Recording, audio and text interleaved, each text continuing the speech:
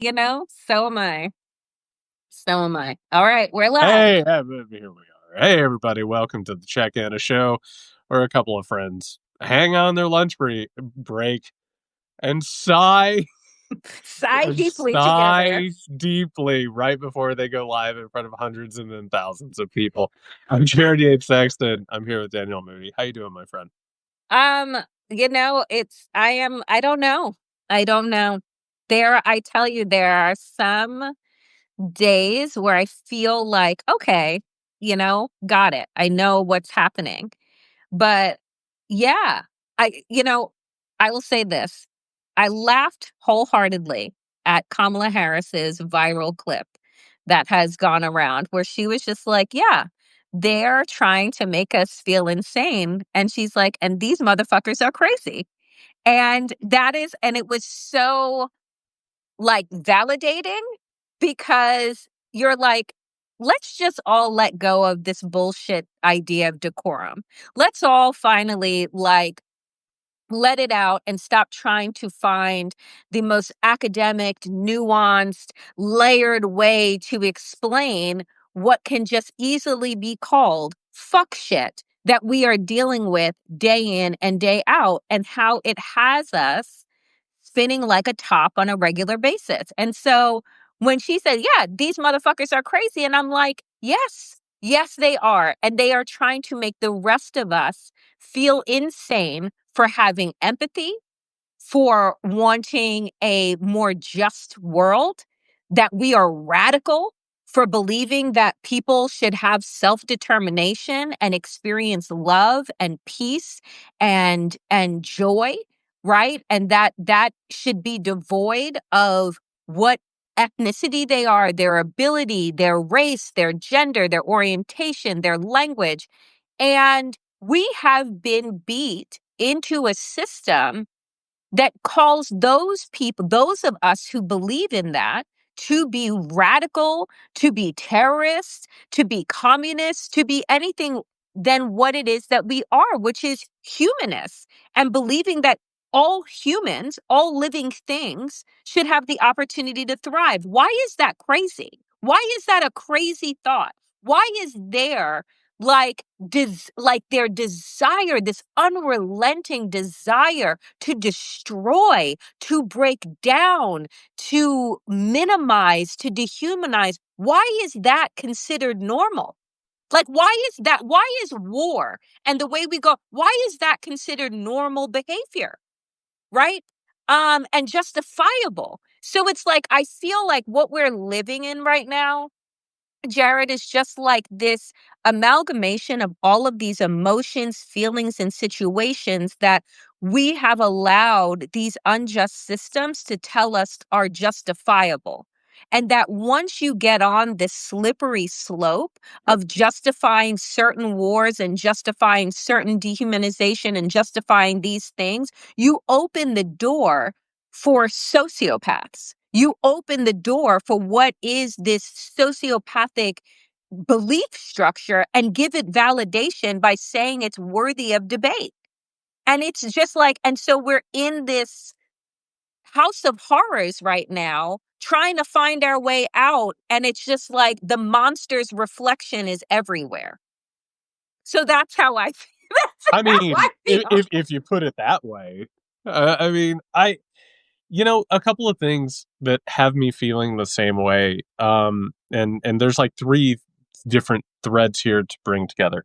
First things first, what you just said is the reason why literally any time that Chuck Schumer or Hakeem Jeffries opens their mouth or posts something, I scream. Like the idea, Yeah. because Chuck Yeah. Schumer, what has he said during this government shutdown? He said this the other day on some live stream. He's like, I invite Donald Trump and Leader Thune to come down to the Capitol and have a public debate. What the fuck are you talking about? Right. What the fuck are you talking about? Because Right. you know what? I've basically watched every public statement that Donald Trump has made over the last 10 years. You know what happens? He says the same bullshit every single time, and it gets crazier.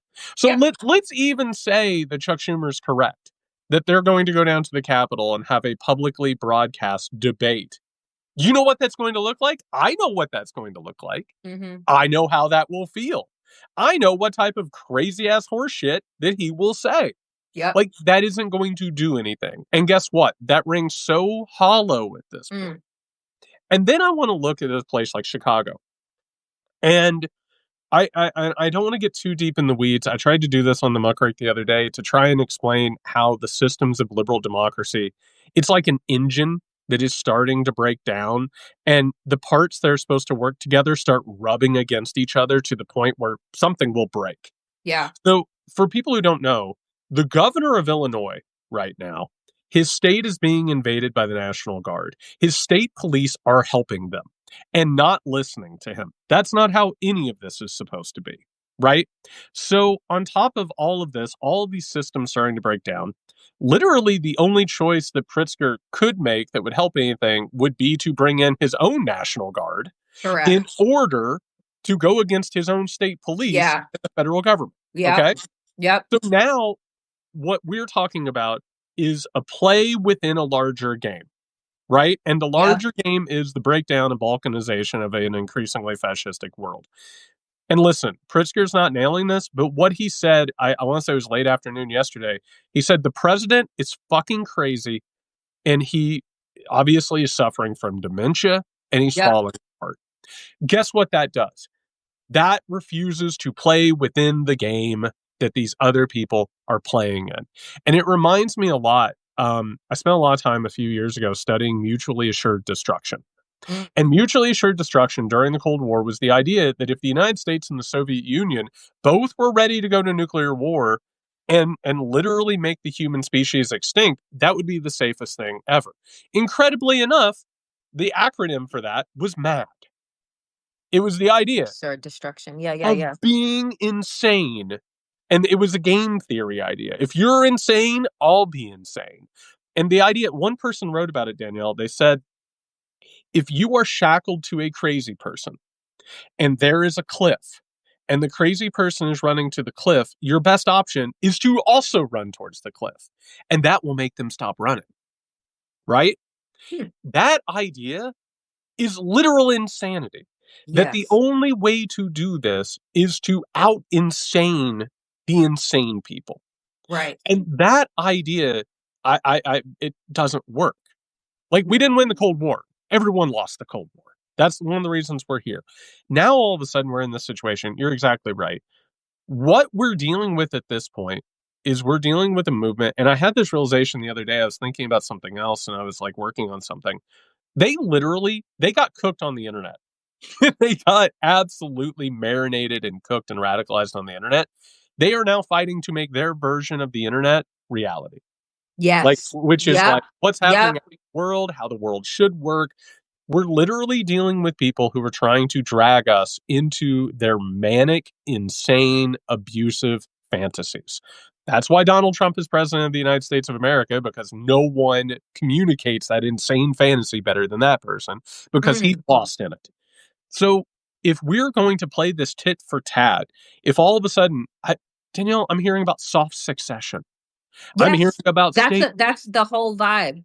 right, who are suddenly having conversations about how to have a slow national divorce. You know where that goes?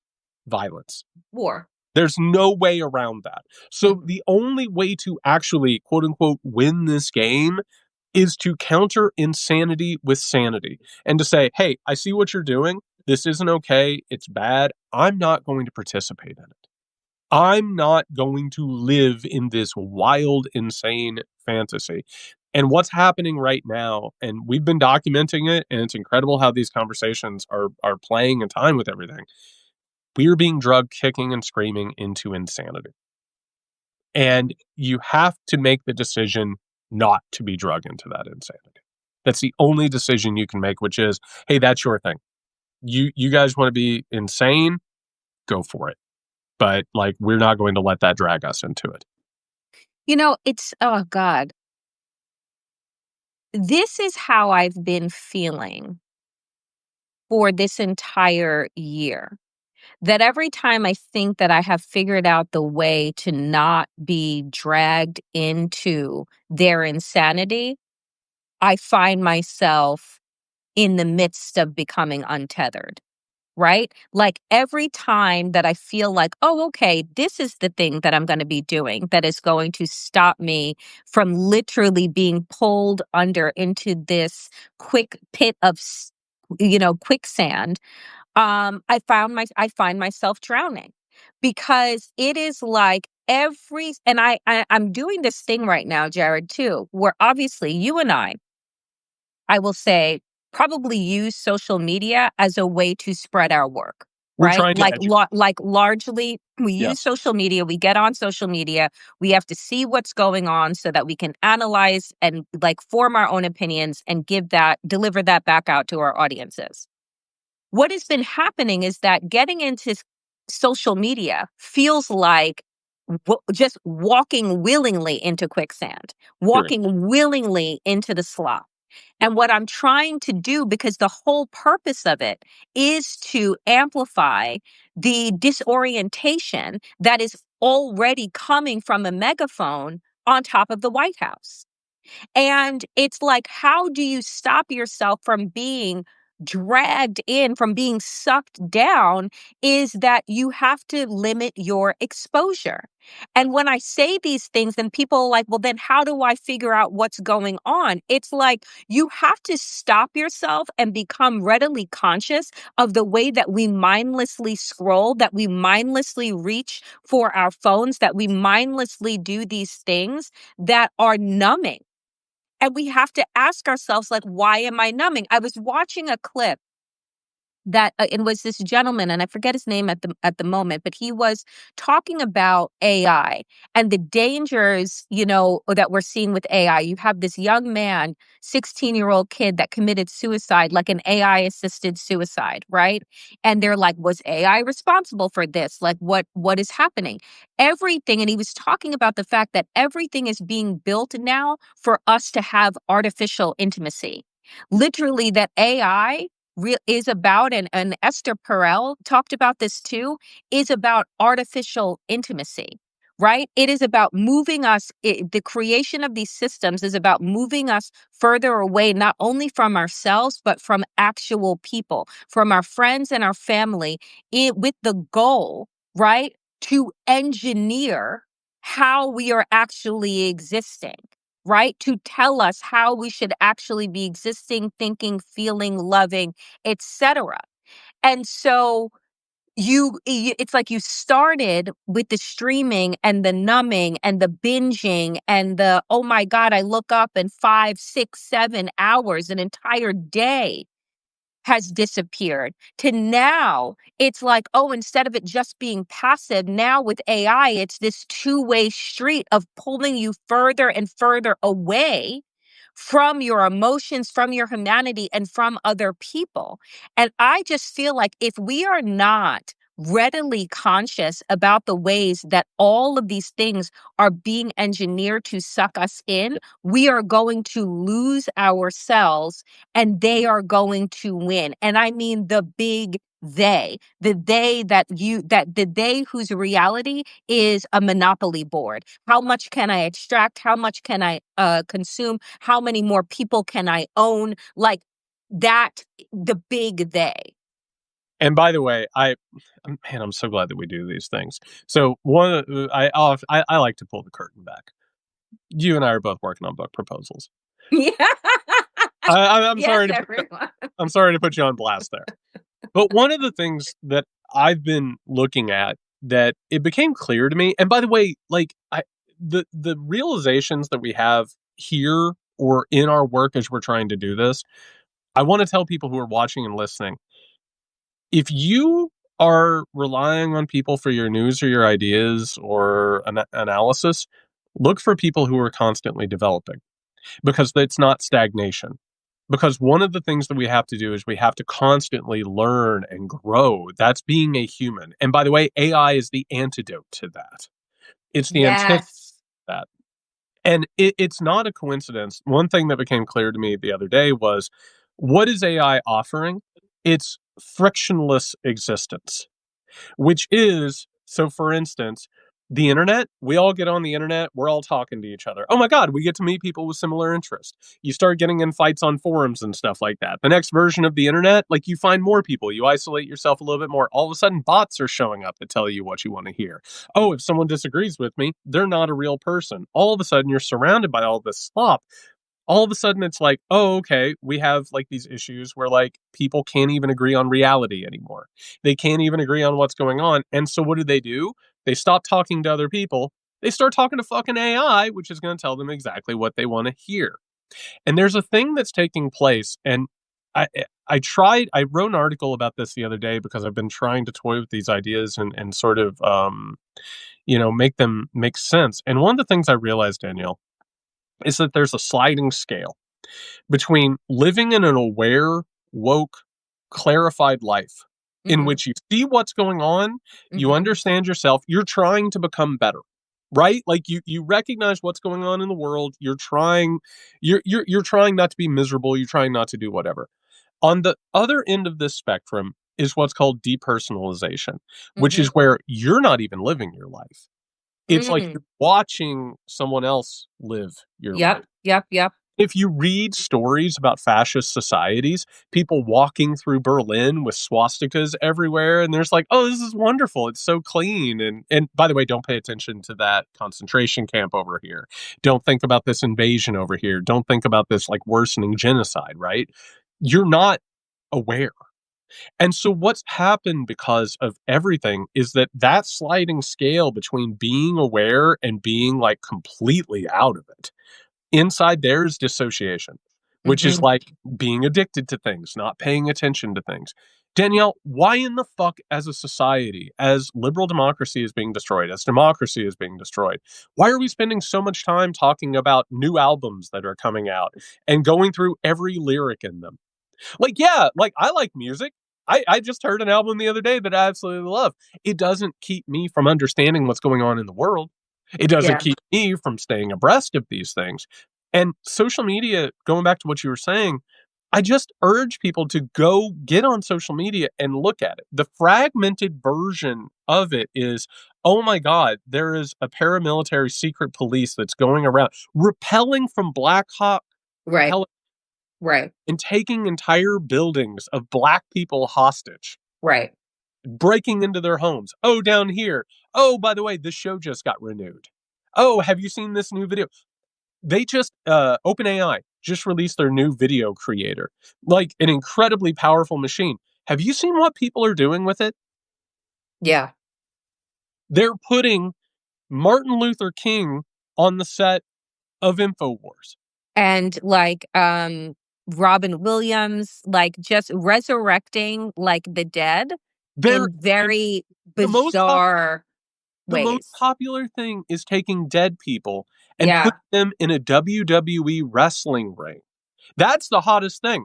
Or, by the way, creating fantasies, and it's so childish, like putting people on a bridge and having the bridge collapse and then looking at the people falling and hurting and all of this shit.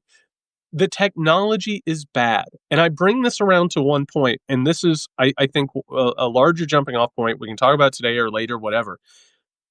I had a conversation about the economy the other day. Mhm.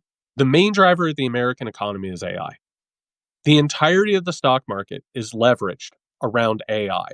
Mhm. There's a gigantic bubble. It's bigger than the housing bubble. It's Yep. bigger than any bubble that has ever existed in the American economy.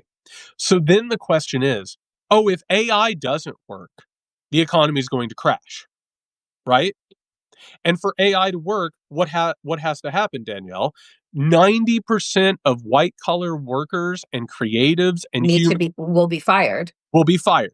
Yep. So what you're telling me now is I have two options, which is either one of the worst technologies that's ever been created has to be successful and everybody has to be laid off and fascism is going to get worse, or it will fail and we will have one of the largest economic calamities that has ever existed. And when people give me two choices, Danielle, I don't know if you work like me, I think you do. You know, when someone says, okay, option A or option B, that's all you've got, I say, fuck you. Fuck. Yeah. I'm not taking that choice. because I'm not going to choose between these things. I'm going to find something else. And I think the reality of that speaks to the larger essence of what we need to do and what we need to prepare for, because I'm not going to be a good German. I'm not going to be a person who says, you know what, fascism is necessary for capitalism to move forward. That's great. Okay, fine. Take all the people you take. Take those people, the immigrants. Take brown and black people. Take gay and trans people. I refuse it. And that's the conversation that we need to have, which is we have to make decisions. We have to make preparations. Some of it's going to hurt. But in the long run, if we refuse to play that dichotomy, we're going to have something so much better. But there's going to be pain. It's a false dichotomy and it's a false choice to make. And I think that we have to ask ourselves that when we're given tools to create alternate reality, what is it that they're trying to distract us from? Right. Right? When you're given tools to help you create artificial intimacy, what is it that they are trying to pull you away from? When they are giving you, right, language like one group of people are rapists and animals and vermin, right? What are they trying to create inside of you? Like, these are the questions, like when they say, like right now, folks, it isn't just about, the AI of the world that is, I watched somebody, Jared, the other day call AI the new gold rush. Yep. And, and the thing is, I am not a disbeliever in new tools, but I am saying that you need to be conscious about the ways that these tools are being created to manipulate you. You can use the tools or the tools can use you, right? And that is actually what it means to be conscious. But you listen to these people, I mean, look at what just happened at CBS this week. I know. You want to talk about the construction of false realities. You just hired a Zionist and like an anti-woke is person to be One of the editor in chief of the CBS News. one of the most quietly destructive personalities that we've had in the last 20 years. Right. Yeah. Barry Weiss is now the editor in chief of CBS News. So for folks who watch 60 Minutes or whose parents watch 60 Minutes like mine do, because they think that it's like real, investigative journalism, just know that 60 Minutes died when the executive producer of multiple decades resigned in protest to what was being done. And so there are all of these systems that are being constructed in order to create this alternate reality that Kellyanne Conway told us about 10 years ago. Right? She said, well, there is facts and then there are alternative facts. There's reality, but then there's alternative reality. And what we're saying is that they are trying to pull us aggressively into their alternate reality, and they are creating these new cages, these new AI generated cages and systems in order to distort and make it harder for us to decipher what is real and what isn't, so that eventually, folks, we just end up giving up.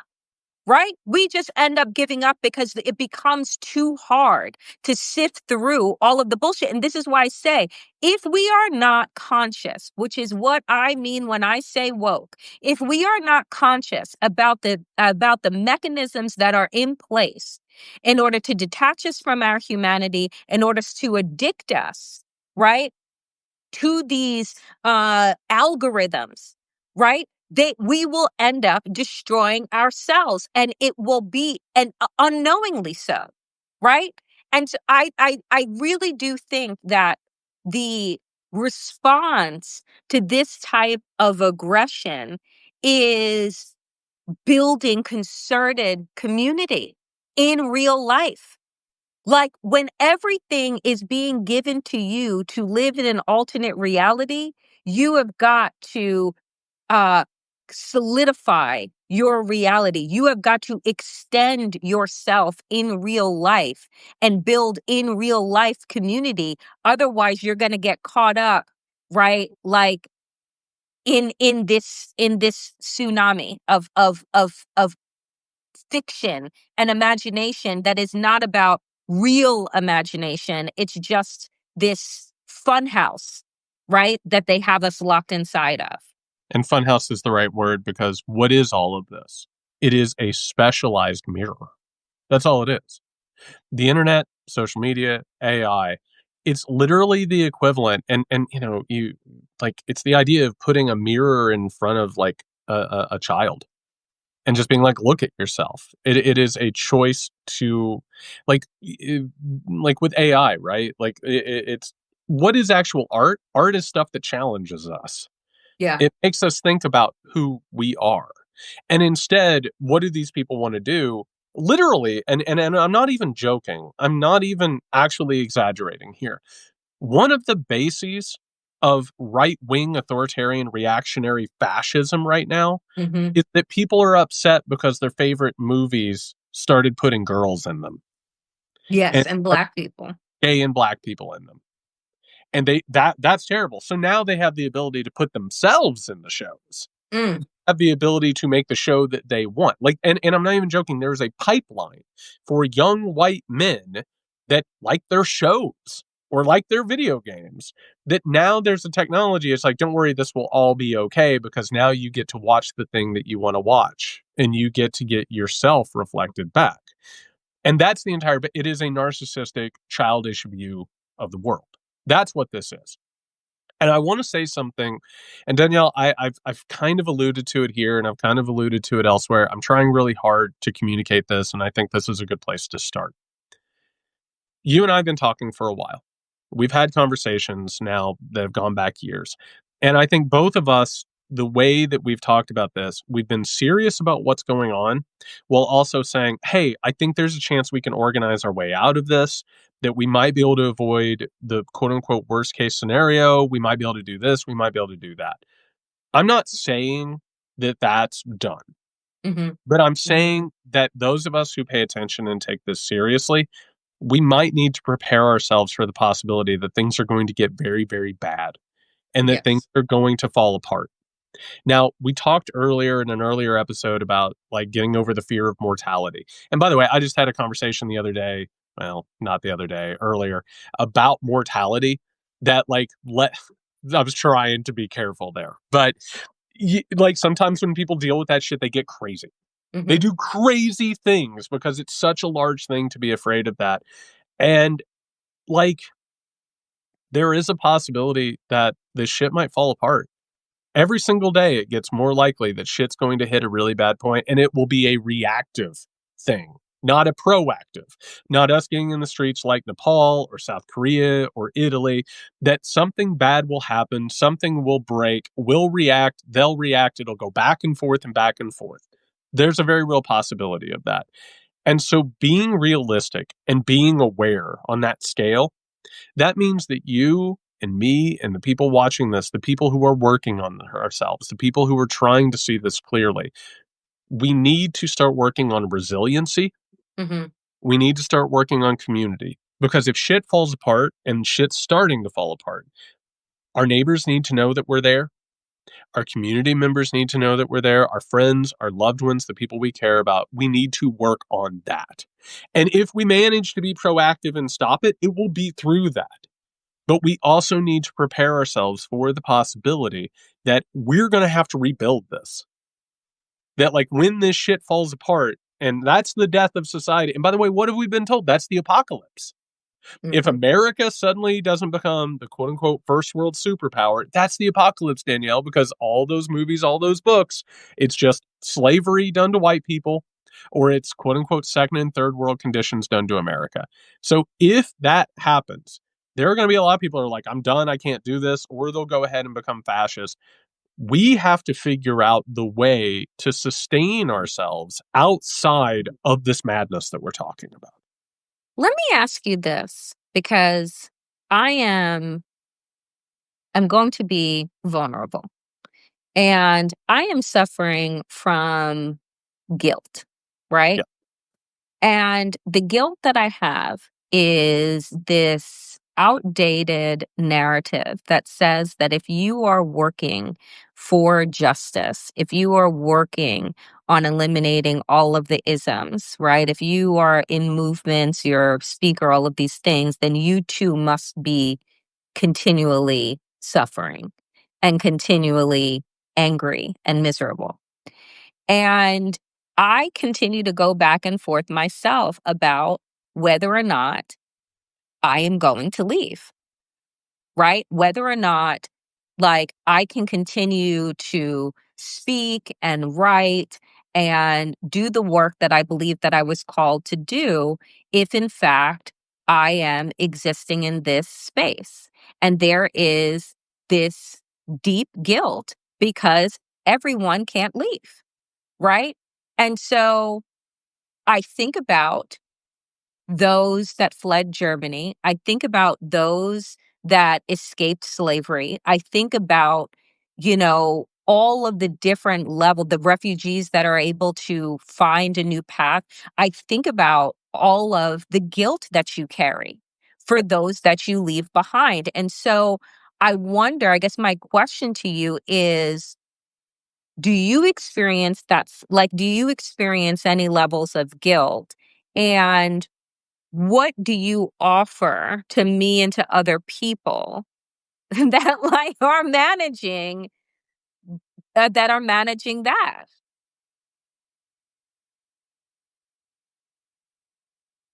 My friend. I'm so glad I asked you an easy question. No, it's funny. I'll do a diatribe before I actually answer your question because that's how I do it. I knew when we started this that if we did it correctly, that there would be moments like this because God, intimacy and vulnerability are hard. Yeah. I had a hard time. I had a hard time. I had time. What is fucking time? It was a week and a half ago, something like that. And I was so overwhelmed because of what was going on, right? Yeah. I have a guilt, and I'll start with this historically because I gotta intellectualize it before I feel it in my body. um, when I was studying and writing The Midnight Kingdom, one of the things I was studying is what happens in a pre-fascist environment and what happens in the lead up. And I was studying the people who documented it, people who do what we do. And there's this moment where the people who study it, they all make different decisions. Some of them stay and they fight and they become the resistance. Some of them are like, I have to take care of myself and my family. I have to leave. And then there's a third group who they reach a point where they take all the weight in on themselves and then they leave this plane. Mhm. They Mhm. they're just like, this is Mhm. too bad. I can't do it. I had a moment a week ago, week and a half ago, I started having like intrusive thoughts. And it was just like, this Mhm. is too much. And what I realized was in that, Danielle, I've been at this for 10 fucking years, Yeah. right? I was in those rallies. I knew where this was heading. And like those of us who paid attention, we said, hey, this is heading towards fascism. No, it's not. No, that's exaggerating. You're doing this for clicks, for likes, for selling books or whatever. It's like, no, guys, this is really heading towards something bad. And I thought in the beginning, if I tweeted enough, if I yelled Yep. enough, Yep. enough podcast, if I wrote enough books, like I like since this thing started, I've published like 4 books in 10 years. And because I had to do it. I had to, if I wrote the right book, it would stop it. You know what I mean? If I did this, if I diagnosed it correctly, it would stop it. I couldn't stop it. You know what I mean? And it's also not fair to tell myself that I needed to be the one to stop it. Mhm. That's not real. You know what I mean? Like it's not. Like no individual is going to stop this. Yeah. It has to be something larger than that. And I think to answer your question without totally answering it, I will say this. In the midst of all of this, whatever guilt that we are feeling, we have to let it go. Mhm. We have to. Whatever it is that we decide to do and however it is that we move forward, like that guilt and that shame is what's going to keep us from doing what we need to do. Because it's information. It Mhm. tells us about something that we're feeling. It's an understandable thing. And like you can tell it to shut up and go away, but it just gets louder. You have to deal with it and you have to sit with it. And so the answer to your question is whatever we need to do and whatever it is that we decide to do, that guilt and that shame is going to hamper it. Yeah. And something that we have to work in within ourselves. And I appreciate you being vulnerable. Not many people want to talk about guilt or shame. It's an awful thing. We will do almost anything to get away from it, whether it's using drugs, getting addicted to this, or, basically depersonalizing whatever it is. But that guilt or that shame is only going to hinder us going forward. That's it. I appreciate that so much because it's the constant push-pull, and I know that the weight of the guilt and the shame doesn't allow me to go into the imaginative space of thinking about what is it going to take for us to create the world that we actually wanna live inside of, right? Like, what is it going to take to create the kind of society, governing structure that allows us to be free and truly liberated? Right? And because I keep getting weighed down with the constant barrage of images and stories that are just dripping in grief Yeah. and trauma. And it's like, I keep telling myself that now is the time to imagine what comes next. And it is so difficult to do it when you are dealing with the now, right? When every siren that I hear, I'm like, are they coming? Every like steps that I hear in my building is like, what is that? Like there, and I'm just like, for me, I am starting to recognize that I am losing the ability to imagine and to create because I continue to fall back into fear, Yep.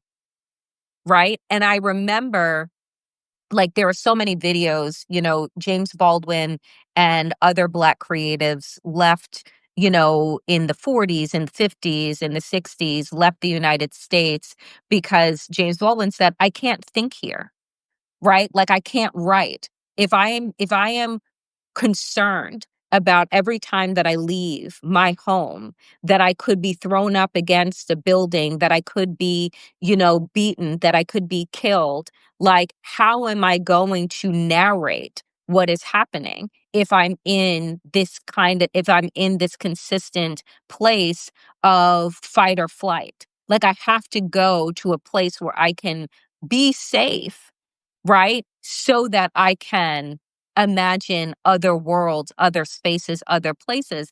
And so I think about that often, right? I think about this like on a regular basis, right? Who would have told the stories of what actually was happening inside of the horrendous practice of slavery if there weren't those people that got free? Even when everyone around them was just like, no, you'll get killed, you'll be hunted, you know what I'm saying? But they needed to get free so that they could tell the stories. You're talking about anticipatory survivor guilt is what you're talking about. Like why was I able to be the person who got out? And by the way, like that's for everything. It's everything from people who have been escaping authoritarian situations to people who have survived abusive environments. I mean, what's happening right now? I was on a meeting yesterday. I'm working with people to try and create something, to try and fight back and create an alternative. I was on a call yesterday with someone who was in Washington D.C. and they were I don't know what floor they live on, but they're saying they're talking to me and they're looking out the window and I can tell that they're seeing something, right? And I'm like, what's going on? Like, what is it? And he was like, oh, they're just troops out there. Like they're God knows how many troops in Washington. And what happens in that moment, and I think we all know this, but I'm going to connect the dots, which is We're now in that stage where the troops are out there, but we also know that the troops have come in and the troops have fought their way in. We've seen it now, places like Chicago, places like Los Angeles, you name it. And like, you are supposed to see those people, and you're doing work that now the framework is being set up for you to become a domestic terrorist. And the people are out there, you're supposed to think about them coming in. You're supposed to be like, what I'm doing right now, I can't do it because they're right there. And that is why, and anybody listening, if you see a police car now, or like, I don't know, you're driving the highways and byways of the United States of America and you see a transport that has like a military Humvee or vehicle in it, like the feeling that you have is, oh, this has a different meaning for me right now. Right. And so now you have to think about doing that. And so I think when it comes to the decisions about what we do, and this is getting very personal very quickly, Danielle, like, I think that the best piece of advice I can give to anybody, depending upon how they want to go forward with this, whether you want to fight or whether you feel the need to like go to safety, you can't make decisions from an activated state. You Yes. can't Yep. let you can't let the actions, and we talked about this a few episodes ago, they're instilling a dictator in our mind that is always there, whether we do things, we say things, we read things, we act a certain way, we go about our lives. One of the main points of fascism is at some point, and for me, it is, and it's always been there because I grew up in an environment like that voice in my head is the voice of the abuser. It's the Mhm. voice of like an abusive stepfather. You know what I mean? And that is the voice that gets in there and is like, why would you do that? Why would you put yourself out there? Why would you try that thing? And you can't make decisions based on that voice. You have to make a decision from like a grounded, aware state. But the guilt you're talking about, I think, is something that we all have to deal with. Because my door is not being broken in right now. Right. Oh, like they're not, flash banging outside of my door right now. But at the same time, like, it is the easiest thing in the world to multiply their power because they've already expressed to us what they would like to do. They've Mhm. already shown us what they're capable of doing. And so we have to ground ourselves and make decisions that are coming from a grounded, aware, woke space, for lack of a better phrase, Mhm. Mhm. rather than reacting out of an activated state that gives them more power than they already have. Yeah. I mean, it's so like everything that you said is just like so many pearls of wisdom because the purpose is to keep us hyper activated, right? Like, is to keep us on edge, is to keep us in a constant state of worry, is to, I mean, like, I can't tell you over the last 10 years if I have ever woken up and not thought about Donald Trump over the last 10 years. Like, everyone should be honest with themselves. Like, Yep. you know, where you are thinking about that man all the time. And it is, I'm so glad that you gave it like shape, um, and imagery with the abuser's voice inside of your head, telling you to live in fear, telling you that you're not enough, telling you, to crouch, like that. It is that constant, even if it goes into the back of your mind, it's still humming there. Yeah. And so it's like, what does it look like? And this is where I am right now. What does it look like to consciously exercise, pull that out of your mind, right? Of your body. Because, like, I sit at my table, I was having breakfast right before, and I'm like, why are my shoulders like at my forehead right now? Like, I'm just eating. Why is everything up here? And I have to consciously bring everything down. And I'm just like, it's a level of mindfulness that we often talk about here. We were not taught. We were not taught how to be inside of our bodies, how to connect with like our spirit and our emotions as we're moving through different waves of trauma, right? Which we all experience at different levels. Um, but we're not taught how to move through that and how not to let it, like, again, the imagery, the quicksand, pull us back down. And so I feel like there's just so many ways that we're being pulled and so many ways that we're being called upon and asked um, to really connect with ourselves and to really connect with everyone around us in ways that, like, we just haven't, and we haven't been taught. And so we have to find ways to teach ourselves. And I want to bring a couple threads through because you're exactly right. The dynamics of abuse and fascism is explicitly, and I brought up the idea of soul murder last week. Yep. It's supposed to do that. The thing is that abuse is based on the awareness of the abuser to the vulnerabilities. There's a reason why when those things happen, that they hit the most tender parts of ourselves. Because the people who do that have learned how to hurt people. There's a reason why Donald Trump excelled at all these nicknames of people.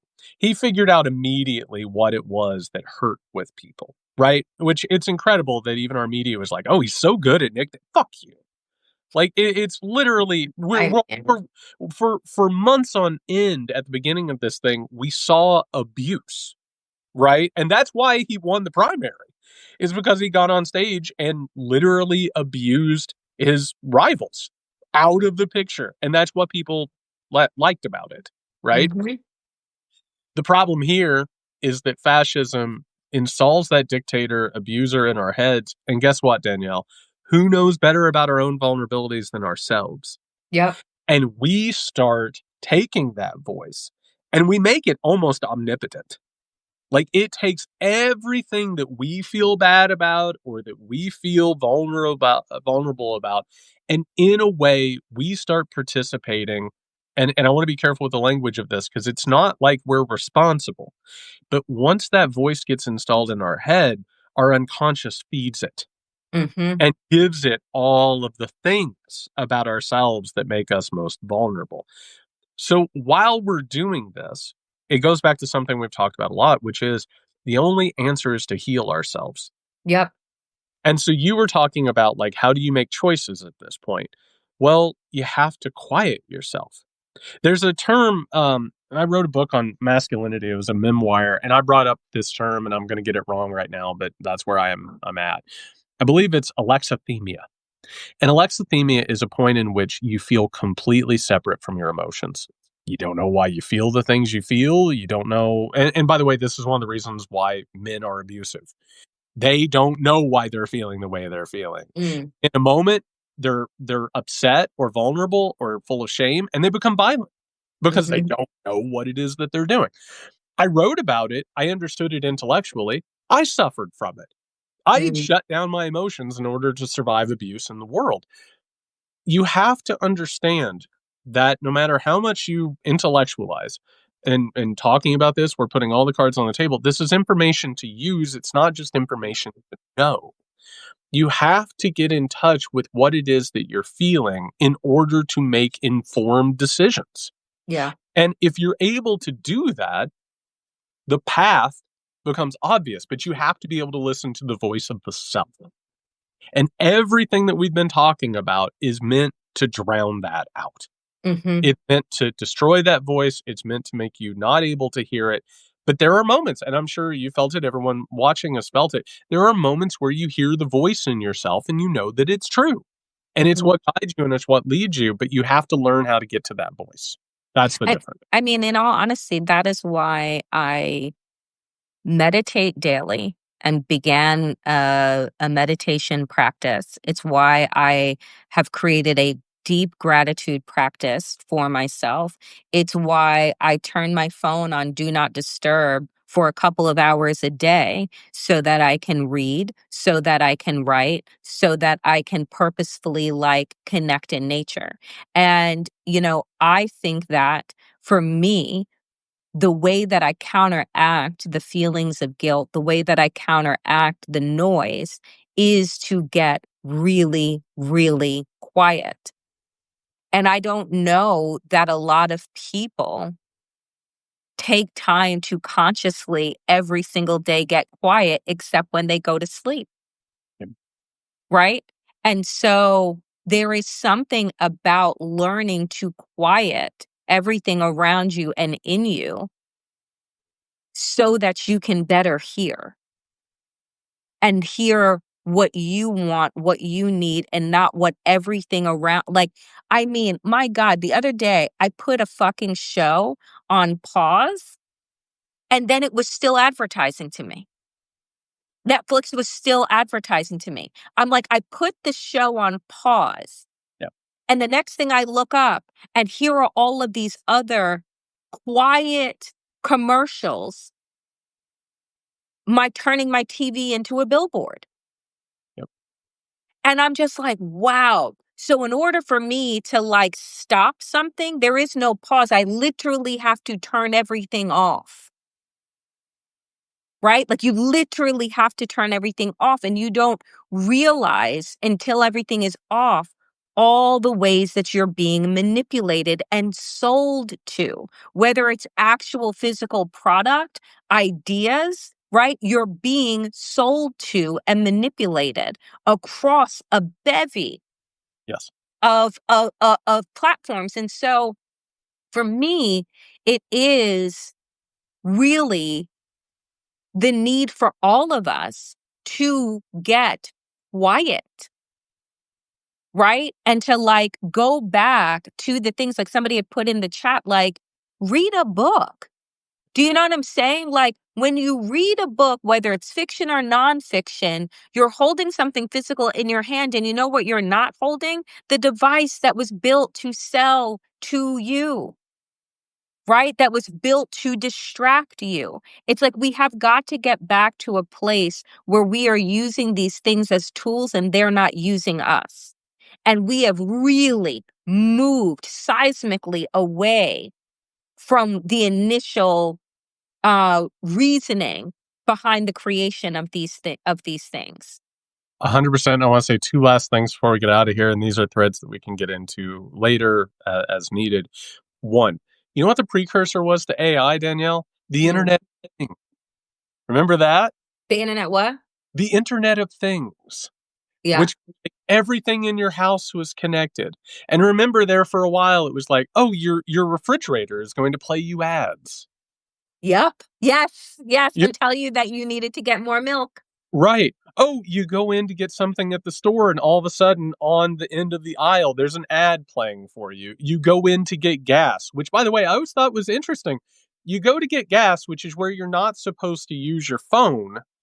But guess what? If you have that moment to think when you're pumping your gas, oh no, Mario Lopez is going to tell you about a new movie that's coming out, right? The precursor was we're going to advertise to you constantly because all you're going to think about is what's being advertised to you and what it can do. Now it's evolved into the AI narcissistic mirror. That's the evolution of what we're talking about. America's sins are not just like white supremacy and patriarchy. It's not just colonialism. What actually has happened, and I don't use this term lightly, they have tried to colonize our minds.